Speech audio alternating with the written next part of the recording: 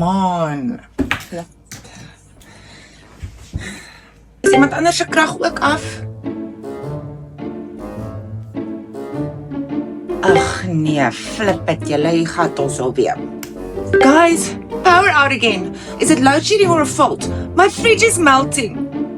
Guys, it's not load shedding. The substation tripped. They are looking for a fault on the line. Ja, Karel. Die laaste keer wat ons dit gehoor het, is ons 3 dae sonder krag. Toeval, ek dink nie so nie. Guys, can we please stick to English so that we can all understand in the group?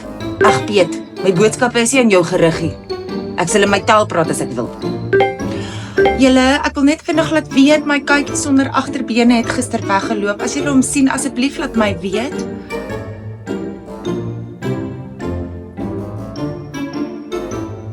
Power failure, reference log. Same reference as last week. That's unacceptable. Julle, ek het my microwave gehoor beep. Ek dink die krag is terug. Dit was aan vir 2 sekondes en weer af. So, is middelweg nou aan? Of is hy net van die middel af aan? I just want to say this is freaking ridiculous. How are we supposed to live like this?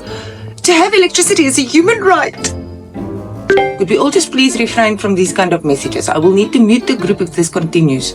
I will give you feedback as soon as I have any. In the meantime, there's a big difference between taking the line and restoring it. Thank you for your patience. Ag Karel, dit is nou al 14 ure sonder enige terugvoer. Hoe is dit aanvaarbaar? Ag ouens, don't kill the messenger. Arme Karel probeer sy bes. Karel, ons waardeer jou, hoor. Baie dankie. By julle, ons moet 'n nuwe movie maak. Gatvol in Gauteng. Ag vader, dit is net blerrie incompetence, hoor. En daar sit hulle die gemeenskap se krag ook af. Oh, 'n katjie sonder agterbene. Oh, shame.